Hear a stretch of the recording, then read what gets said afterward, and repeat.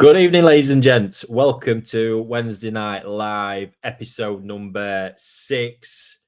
Yes, I'm not in the studio tonight. I'm at home. It's been one of those days, let me tell you. But let's get underway.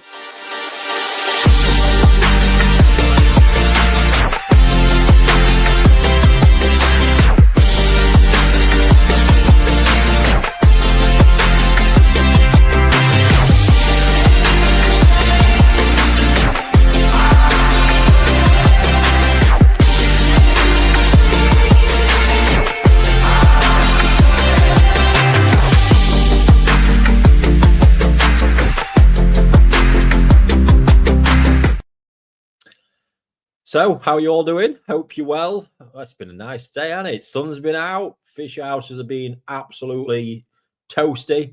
T-shirt weather for sure. Yeah, there we go. So, I've not got a full lineup this evening. There's been a bit too much going on. Aaron's still, he's working through a lot of stuff at the minute, to be fair. And it's chaos. I'm not going to lie. It's chaos. So, let's just we'll go with the relaxed vibe. I am at home. I have got a glass of wine. Second one, that actually. Third one, fourth. Who knows? Yeah. Feel free, get firing in any questions that you've got. Obviously, this is the first live since my Japan trip, actually, as well. So I've not had a chance to catch up with you all since then. So what did you all think to that as well? What a trip that was. One I'll remember, that's for sure. Jesus, and big stuff, big exciting stuff to come as well. Really big stuff. I still having to pinch myself, to be honest, with what's hopefully going to happen. Having to contain the excitement as well, because it really is. There's just so much that can go wrong. I think that's the biggest part of it, and with it only being one potential spawning. Presuming, obviously, everybody that's joining tonight has watched the videos, but presuming, there's just too many variables. And it is all, don't get me wrong, I wasn't expecting to do it this year. When I originally brought the idea up, I was expecting it to be next year. So to be a year in front anyway is already pretty cool. But there's a lot that can still go wrong and not happen along the way. So it's not too long. In May, we will see what happens. But I think it's just exciting to even be on that journey already and on that path. And seeing where we get. Unbelievable stuff. So if you've got any questions about any of that, feel free to fire them in as well. And Richard's already getting ahead of it. Look, you're going to do a grow out with some of them. Richard, I don't even know if we're going to get any yet, pal. That's the bit I'm having to hold back on. You know, I'm lucky and fortunate in the sense of I'm going to be using some proven male fish that NND have actually been using themselves, which is awesome. And a dream for me as well, because their shower line is one that I adore, as you've probably gathered. So to have the chance to mix some of them genetics in, and also using a male fish from the female that I'm very familiar with, and it's just a phenomenal beast of a fish. Honestly, had characteristics in there that were just dreamy for a parent fish. So to be, if I might, I'm just going to scroll through my phone. Not that I'll be able to upload it, but anyway, I mean, you could tell it was a phenomenal parrotfish. White skin and the head, the body. I just never forget seeing this head and how big it was. So to have male fish from that particular line that they're working on at the minute is just awesome stuff. And proven male fish as well, which is going to make a difference because they are ones that have done the job previously. Again, that's not even guaranteed every year. I think some of the biggest variables are, how much egg has she got? Just how's all that process going to go? If we get fertilization, will the eggs hatch? How many are we going to get? There might not be enough to really warrant the time and expense in it. And even if we get that far, are they actually going to be any good? Because it means nothing, honestly. The pairing combination is what it's all about. So life of a koi breeder, eh? This is going to become legitimate legitimate stuff thrown into the mix, and it's all very, very, very exciting. But I think I recall the other day seeing, I'm just going to have a quick look, a picture of that fish in my favorites. I'll give it a quick glance. If I can't find it, we'll abandon it. There it is. I have got it. So, I get it right. I know it's not coming through particularly well on that, but you can see there, look, that white skin, even that sumi, everything actually. The thing it lacked was pattern, you would say, but just look at the head. And honestly, when you saw that in person, so imposing. And I think that's the big thing with the female fish I've got from Dainichi. You would say it lacks pattern at the moment. It's not the Kindai style that's super traditional, super desirable at the moment, but the Benny quality, there's just real depth to all the quality and that bone structure. And I mean, to be 4 years old and 80 centimeters, there's just crazy characteristics that, and then this is what you've got to look at. You know, if you're trying to create something, what characteristics do you want to try and get? You've got to have a picture in your head. And yeah, it's forming. So exciting stuff. It really is. Mark Dutton there, evening Ricky. As a new breeder, what are you looking to specialize in? Go Sanki or something else? I'll tell you what, Mark, the exciting bit about the kind of road ahead with all this is just that anything's possible. You know, I watch guys such as Hoshikin, you know, once they've got all that infrastructure and know-how, he has his commercial production every year. I mean, obviously it was just Kohaku for a period, and then through his love for Kindai Showa, started down that path, and that's become a big part of his production as well. And then every year you see he has a play around with something. It's been Karashi, it's been Ginrin variants, just because they can. And you even see this at the biggest of farms as well. So I think for me, doing this, I mean, Go Sanki is something you've got to crack. And I'm already lucky that because of how I've been sort of investing in picking pieces out over the years now, I've got a collection of fish there that I can actually start tapping into that are of a serious caliber from serious pedigrees to get this underway, even in that Go Sanki respect. So I have quite a few fish at Dainichi Toyota that I think are potential candidates. And yeah, there's a lot there, but I think you probably gather by now my curiosity in all this, that there is no bounds to it. And I'm into all of it. You know, when you consider I have what was as of October, I think it was, no, December, sorry, as of December, an 80 centimeter Matsukawa Baki at Taniguchi that is a bonkers fish, absolutely bonkers. Again, its bone structure, its technical qualities are amazing.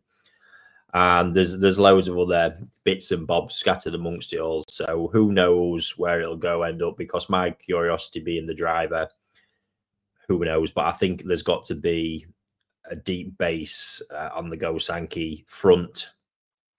I would say probably my least probably of the Go Sanki always tends to be Kohaku. I always lean more towards Sanki and Showa. So, you know, let's see. Right now I've got a limitation in that it's more just for fun, learning and practicing, getting something going with the guys at NND. And of course I've got to get infrastructure set up in order to really roll it out to a scale. And believe me, that's happening.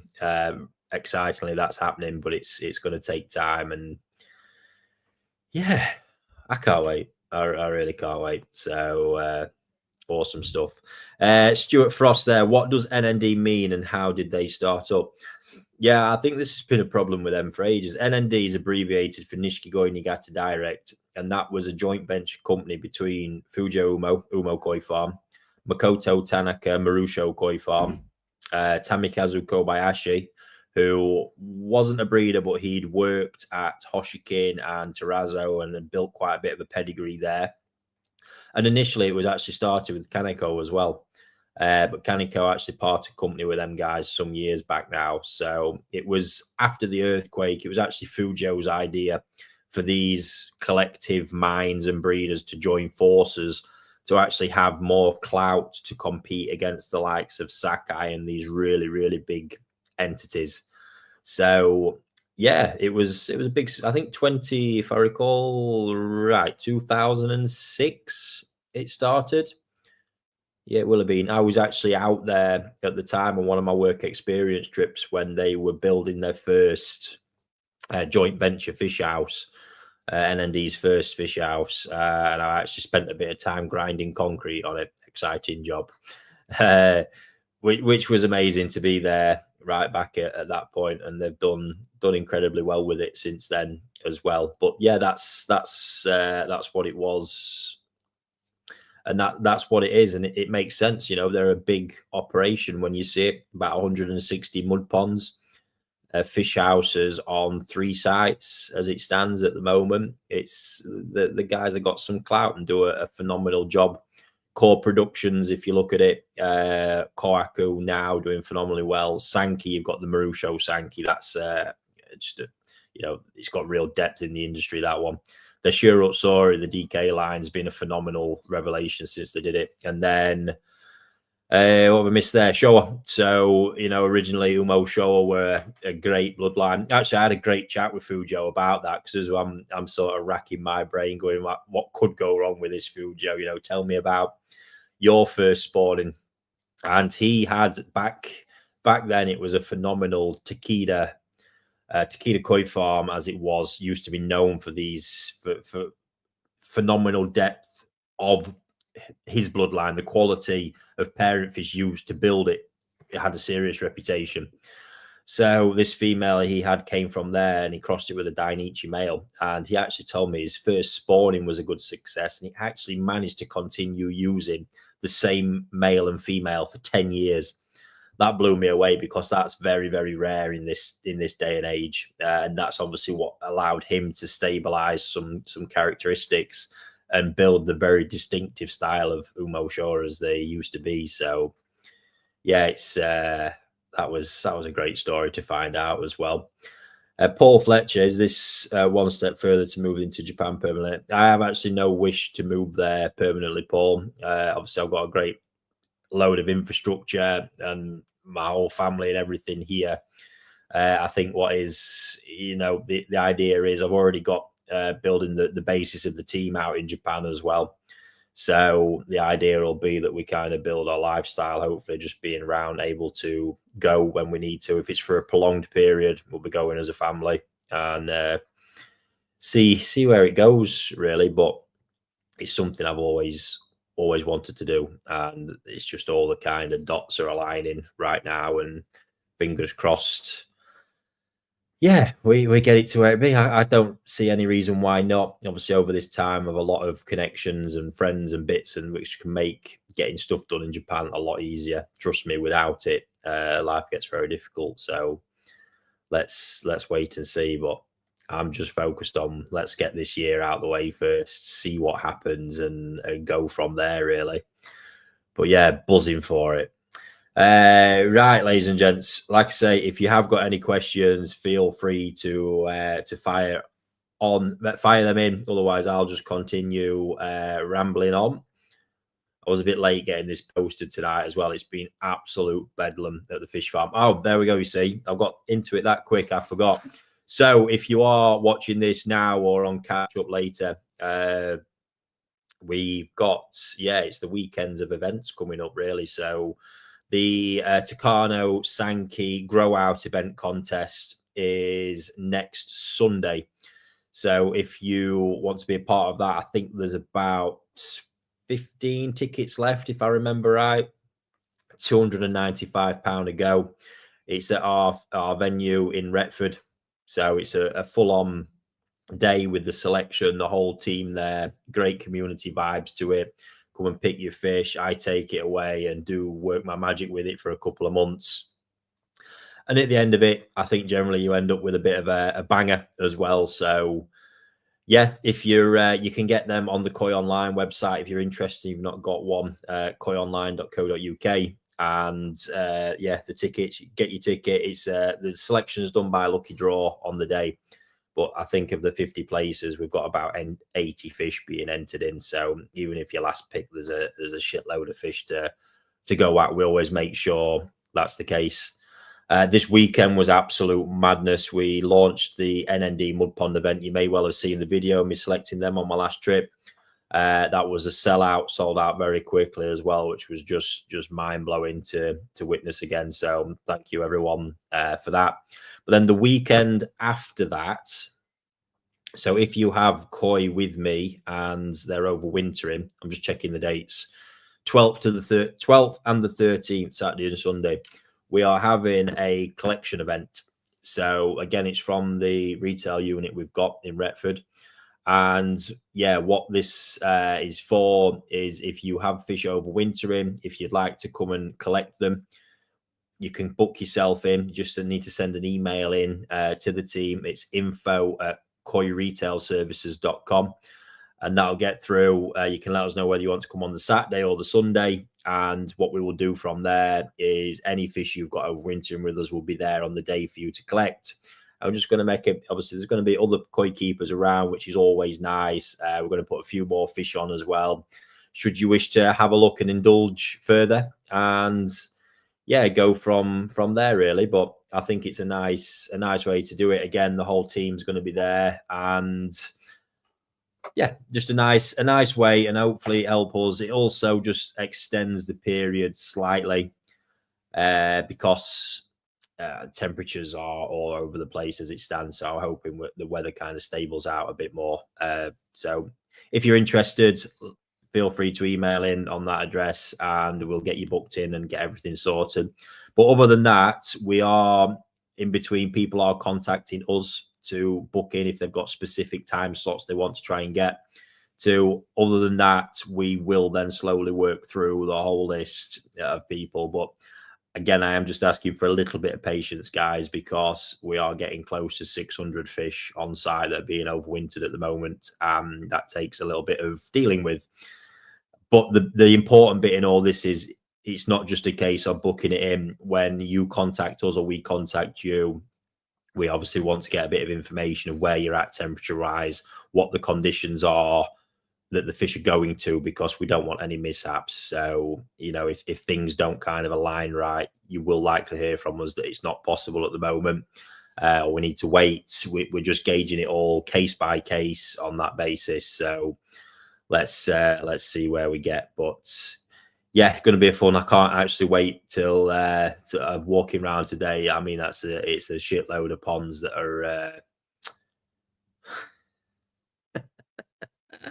I'm going to share this, guys. Right, I'm going to make that a verbally binding contract. She's lying as well, tell you. Yeah, so that's it with the shipping. So yeah, feel free to get in touch if you do need something specific. Otherwise, we will get in touch with you as we work through the whole list. But if you'd like to come to the event, I think it'd be amazing to meet up with people. Obviously, it's not something we can do all the time. That's why I decided to concentrate it all on that weekend. And happy days if you can get. Right, let me have a look, guys, see what questions we've got, if any. There we go. Good evening. Great update about the heel story the other day. Watched about 10 times trying to see mine. Yeah, we had a job when we went through them, to be honest, matching them all up. I think this is why now I'm super happy we've got the microchipping in place, because it just makes this stuff so much easier. Even for us, trust me, it's difficult. It takes time. We can get it done, but it takes too much time. So from here on in, everything like that, all the fish will be microchipped. So it is just a case of us picking up, scanning it. We know exactly whose is whose and what's what. So I think that's very, very important in that whole process. But yes, they are looking fantastic, and they are slowly again coming down on temperature. That's why you have to bear in mind, you see, not everything. Fish that were generally just sold with overwintering and now down to ambient temperatures. But fish such as the Shinoda Heotsuris have come out of the greenhouse, and now I think as of today they're at 18 degrees, but we've still got to come down slowly. If we do it too quickly, they'll drop into a sulk. We'll end up having to come back up. and really delaying it all, you see. And then we're also contending with what the overnight temperatures are like, because if we packed at, say, 18 degrees because your pond was heated at 18, the overnight shipping aspect of that will cause issues, because even if we insulate the box a bit, that temperature is going to drop far too low in the box too quickly, which is not going to be great at your end when it comes to it. So even things like that, we want to try and avoid. Marge. Oh my God, the Shisui that went to those guys. My God, one of the most epic male fish, but certainly as a Shisui. Wow. Not me. Not me. Let's have a look.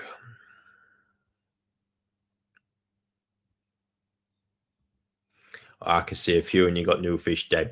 Just another thing I want to share with you, guys, is that my WhatsApp tends to be absolute carnage. So it is actually monitored by Susan in the office as well. So it's not always me that you will get when you're messaging it. But if you have got questions, it goes through. It's being screened, so they will get picked up and fed into the system for the guys and the team to take care of. But regards shipments and what, if you do ever get hold of me, I generally will be oblivious, because Matt is an absolute demon, let me tell you, at getting all this stuff done, organized, and shipped out. I cannot praise him enough for how fucking good he is at this. Without him, it'd be carnage. And generally the idea is they like to keep me away, because if I come and get involved, I will cause chaos. It's what I'm there to do. So just try and keep me in fish house and out of the way, you see. But yeah, I think it's just caught a few people off guard. But yeah, there's that much activity in my WhatsApp inbox. It's a bit mad, but you will know if you're speaking to Susan, because she does often sign it off as her. But yeah, everyone's doing a great job. It's a phenomenal operation. I am genuinely a bit overwhelmed with just the sheer volume of it all since it's kind of made this transition as well. So again, thank you all for that, and yeah, long may it continue, and I'll keep working hard to keep those special fish coming.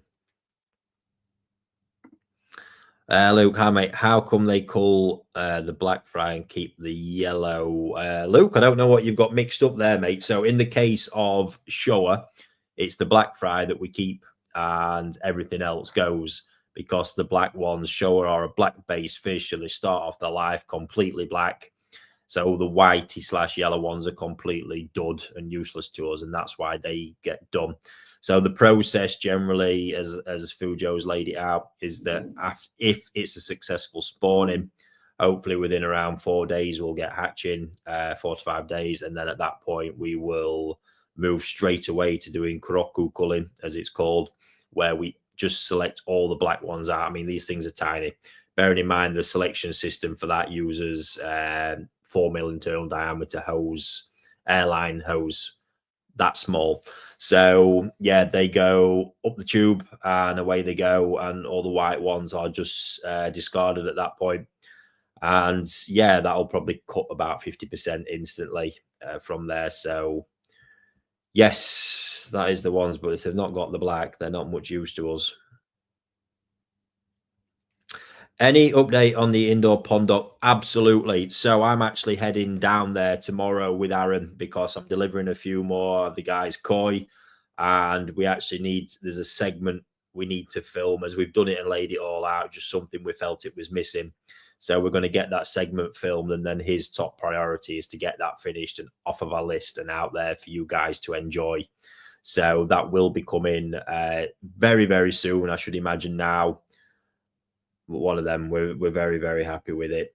David, when are details for this Carno event coming? Presumably you are in that, David. So Susan is on with setting up a dedicated WhatsApp group for that at the moment, so we can get all the information out to you.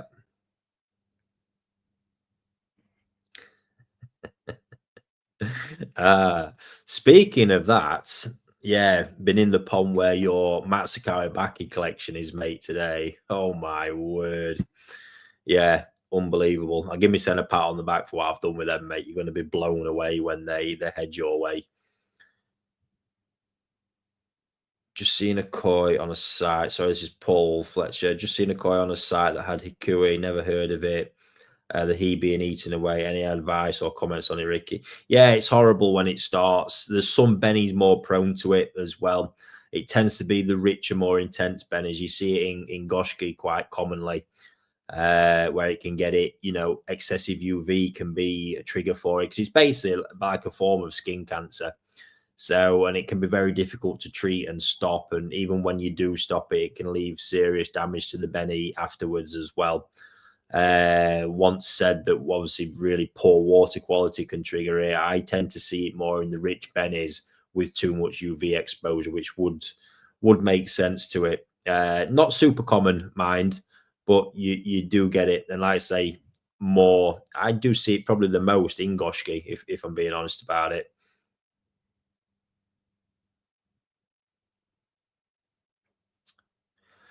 Mickey, whereabouts on the koi is the microchip inserted? Underneath, buddy, near the anal fin. Best spot for it because, yeah, it's quite, what's the word? The needle, the injector for it is quite a brutal one, to be honest with you. Hey, Ricky, thank you for the opportunity to grow a koi in Japanese mud pond with the NND mud pond event. It's going to be epic. Yeah, absolutely. I've got to say, I am truly blown away by what them guys, how they've supported that this year. Again, because what's just gone on with that, the whole offering for the price, the quality of the fish, everything, I can only, it's as good as what they give me to do. Give me to put out, and honestly, absolutely backed it big time again. So hats off to them because it is all about when we actually look. I mean, the whole package, if you didn't see it, was £495 for the fish, the growing, and the shipping when it's done in October, and me quarantining it. And we've got a t-shirt in there as well, exclusive t-shirt for the event. Oh, excuse me. Just insane. I mean, when you consider that most toe side growing fees alone are around 150 quid, it is awesome. So yeah, when a breeder backs something like that, makes it so much easier, and we love to pass it on as well because that the thing of owning a koi in a mud pond is a special dream for a lot of people. It really is. So to be able to offer it out in such a way, and the caliber of the fish this year as well, that's what bowled me over the most.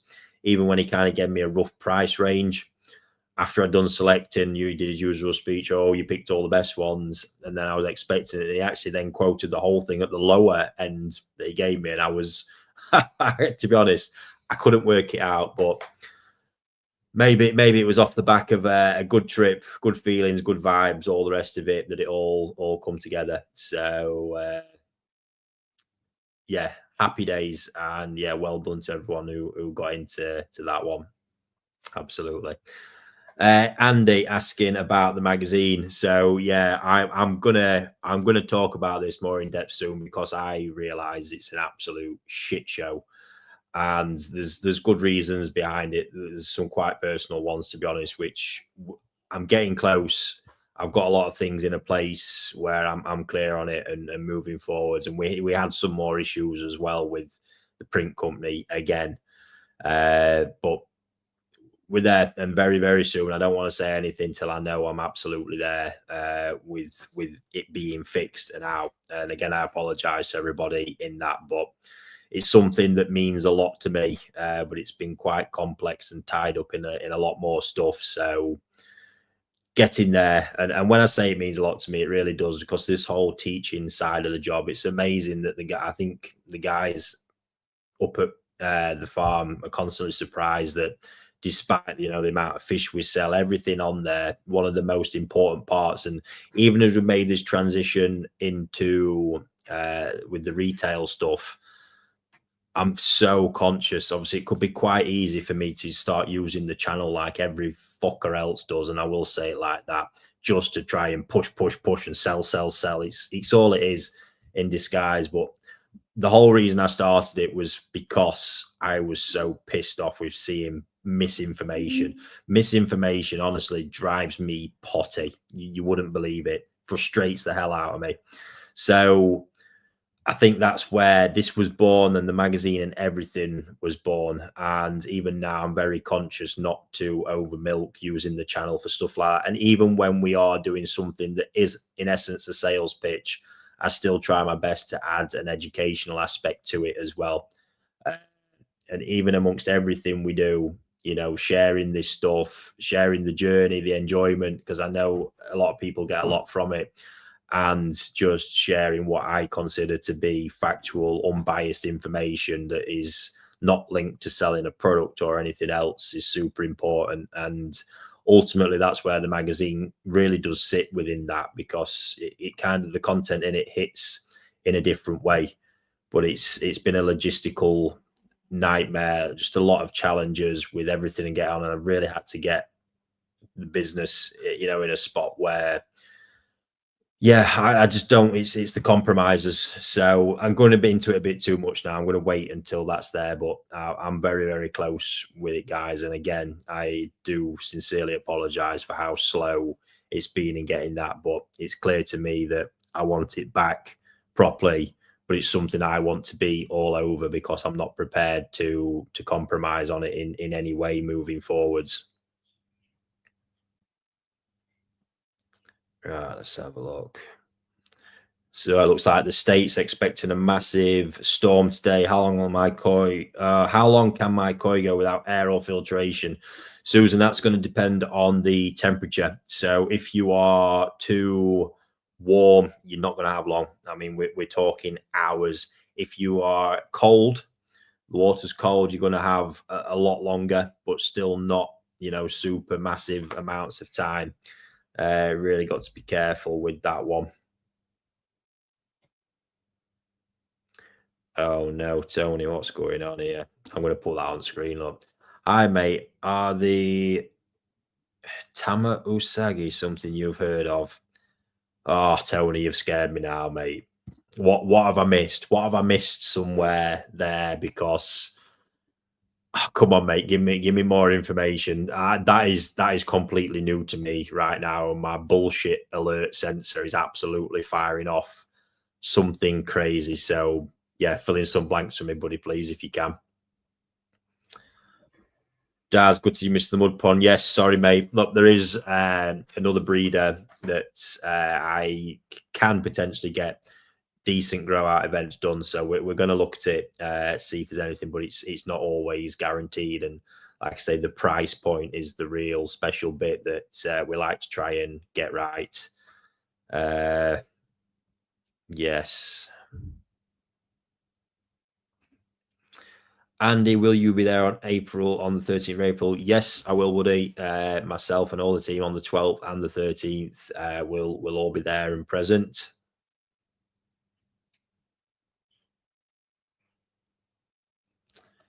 Yeah, very kind of you to say so, guys. I greatly appreciate it.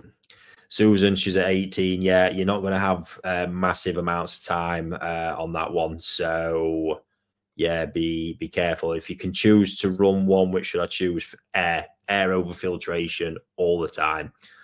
Just as long as you keep some water movement there, you will keep things ticking over. Because yeah, Tony's come back as well. Koaku, but key, not Benny. So yellow, not red. No, Tony, someone, I don't know where you've seen that, mate. The only version of that that's ever been produced, so a yellow and white Koaku in essence, that's not metallic, because obviously it's metallic, you're into Harawaki territory, is the Kijiro. And Kijiro came in, it was primarily Deutz, but there was a Wagoi version. The Wagoi one was even rarer than the Deutz. This was actually something that was created by the prefectural office in Japan, in Niigata as well. I mean, how phenomenal. They worked for years on stabilizing this, then gave fish to breeders to continue it. However, the success rate doesn't seem to have been amazing. I don't think it's ever actually really caught on with the public as well. Hence why breeders haven't thrown massive amounts of resource and energy at it either. So, yeah, I don't know. Someone's clearly out there chatting shit, pal. So I'm just going to scroll back. Ikarashi, I believe. Ikarashi Toshinobu has been playing with Kiyosagi, and he is guilty of making up some wacky names for stuff he's had random amounts of offspring from. But as far as it's been done, any version of a Kohaku in a yellow form was Kijiro. Honestly, I'm so conscious at times of some of the stuff that gets spouted by breeders is how much of it I actually do pass on, because I just know a lot of it often comes to nothing, a bit of a one-off. Once upon a time, I can tell you right now, there was an amazing fish that was a cross, sort of a Kogani Chiba variant, Deutsch Kogani Chiba variant by Marusei, the father. And he named this, it was so hard to catch, Uguisu Shigure. So there's the Achiba part. And Uguisu is a Japanese bird that was kind of like a grey color with a yellow chest. And I mean, yeah, the guy had 2 or 3 of them, and we've never seen any more of it since. So, you know, I think it's only in the case of like, where's the one? Go on, I've gone blank. Saito. So Saito with the Shunku, I know how much that guy had put into that, and it is something he's still actively didn't spawn it last year, but already on this last time he showed me the new female parent he's going to be looking to spawn from this year. So is something he's actively trying to keep going. On that, I mean, my God, they really are starting to deliver for me as well. Several of the examples I've kept starting to form, colouring the fins, the yellow Kanoko, the whole process happening exactly as I anticipated it would and had seen happen. So that's awesome. And then even today, I've shared, if you're in the WhatsApp group, there's a piece that's one has just become absolutely amazing that I've actually offered out with optional growing as well. That's going to be bonkers, let me tell you, especially if you take that growing option up on it. But that's not going to be available for much longer before I just commit it to growing myself. So have a look at that if you've not seen it already. Super piece. And if you're watching, you're not in the WhatsApp groups, links below. I actually, and as I just say that, I forgot something else that blew me away a bit at the weekend. Let me just get this. I didn't realize you could only have 1,025 members in a WhatsApp group, and we are currently at 1,024 in the Ricky Stoddart Nishikigoi one. So there is one space available should you wish to get in. And then at that point, unfortunately, it's going to have to be a 1 in, 1 out on that one. And then, of course, we do have the Koi Online one, which is building and growing all the time. So, yes, again, thank you for that. It's just amazing support. It's from when that started to actually fill in a group is remarkable. Oscar there, our salt ponds being brought down to 12 degree, give or take. Yes, the majority are already at 12. There's just fish that have been coming from grow-ons like the Battle of the Breeders Online, the Hiyotsori one. They're all slowly coming down now, but not quite there yet. Like I say, we've got to be super gradual with the process there. So yes, happy days. Mickey, yeah, my daughter's just turned back up, mate, and she loves nothing more than absolutely hammering my doorbell. Wild child, absolute wild child. Right, have we got any more questions? Oh, Luke there, how many fish will Fujo spawn this year, including yours? Yeah, I you know what, I can't remember. They told me, but it was an insane amount of parent sets. So we went up to the mountains to have a look at the male fish, all there separated, males, females, then also 2 ponds of backup males and females as well. Pretty impressive to see. I can't, if I remember, I seem to think he said about 30 different sets. They're going to be very busy.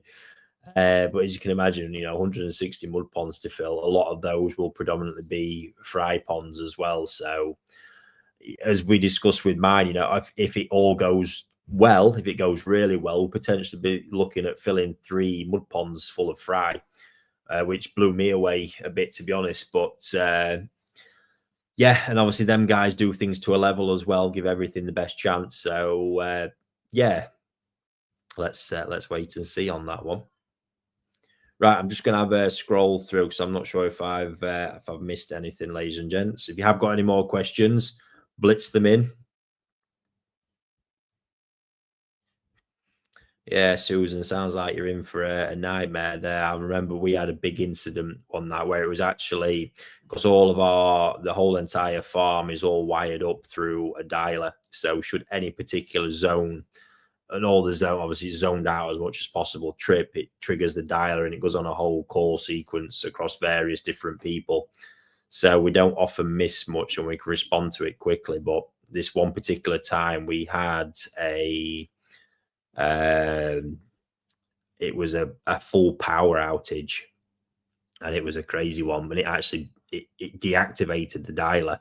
And by the time it got caught onto, I was already, up shit's creek. And the time to kind of mobilize everything and get it done was just nuts. It was not a fun time. Since then, we've looked and obviously now even got battery backups on the dialers and little things like that. But not cool, not cool at all. A few more questions about the Go Sanki event. Yeah, the guy, obviously Susan's on with it. As soon as the WhatsApp group sets up, any questions you've got, we can sort out. And because we're planning a curry night the night before as well. So she's dealing with all that. Because if you are staying over somewhere local, we invite you out for that as well, which is going to be quite cool. Looking forward to it. Oh, there we go. Did miss one there. Fish flashing, not all day, just at once or twice a day, water bang on, scrapes clean. Yes, it's normal, Julian, especially this time of year. If you're not heated as well, there's going to be a lot going on, varying temperatures throughout a day, just loads and loads of transition and change the ponds going through. Completely normal. If I stood there long enough, I would notice fish flashing. But if I see the odd fish flashing a pond, I think nothing of it. I take an evaluation of the whole environment. I look for other symptoms, is there mucus in, anything else like that, excessive stress in the skin, all those type of things. So, the odd one flashing can tend to be quite normal. It's just more the pattern of flashing that you want to look at. If they're really aggressively going down like that, that's something you want to pay attention to. But by the sounds of it, from what you're describing, I probably wouldn't even blink twice at that one, to be honest. Right, have I missed any more? Ooh, today's been fun as well. So in the whole sorting out process, I have actually been through the Sakai pond today. Wow, just wow. I've got a few of those coming up, including 2 bluebird showers, female pieces as well. I had to be super disciplined because I wanted to keep it at 20 pieces. Richard, you're having it in a minute. I wanted to keep it at 20, and that was hard because there wasn't. I've already been through it that many times. There wasn't really anything, to kick out, so to speak. So those that have come out are of a level, but these particular 2 bluebird showers, crikey, impressive stuff. But and then after that, the pond where I've got a whole mixture of stuff being kept, and that just become a saggy central. Then it was just a thing. I have that many sort of top drawer saggy kicking around at the minute, which is amazing for me because I love them. Inspiring. Actually, a picture I'm going to share here because just little bits with Koi at times just blow you away. And it was the fin detail of this. I managed to catch a few snaps of it, but we're just kind of look at that look. Both fins absolutely identical. Now it is just where the colour's breaking through on the other edge of the fin, but just in that process looked absolutely amazing. Joe's Matsukao back is, as we were looking at, absolutely amazing as well. One of them's formed this kind of double memoir head pattern. I've not even shared that with him yet either. Just absolutely sick. It's all these bits with a lot of these odd varieties that you just don't get with Go Sanki at times as well. And it's just awe-inspiring. It really is. Luke asking if there's any more raffles coming up. Yes, I've actually got a few fish picked out for that today, and the mystery box stuff I spoke about. Obviously, I did it just before I went to Japan, which wasn't a great time, but we're definitely going to pick up on that as well. So, just with the events coming up over the next couple of weekends, priority is going to shift to that. We'll do what we can in between, and then pick it all back up after then.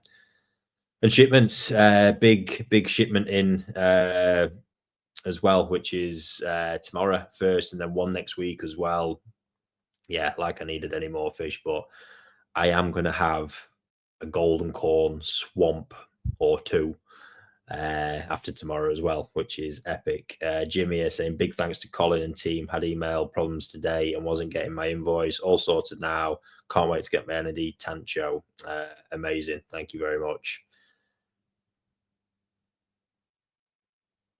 Sean, yeah, the condo event because of photography, yes. So those fish are landing in tomorrow, and we'll get on that. We'll be able to get some dates set and all that very, very soon. So we are getting there, mate.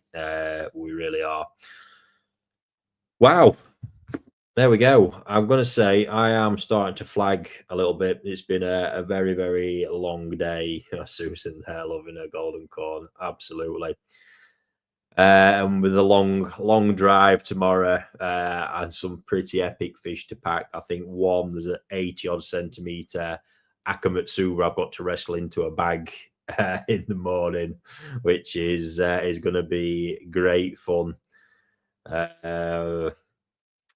Yes, I'm just trying to look because there's something else I wanted to share with you if I could remember the one. Oh, that's it. Now I'm going to upload them. Actually, we'll get them done.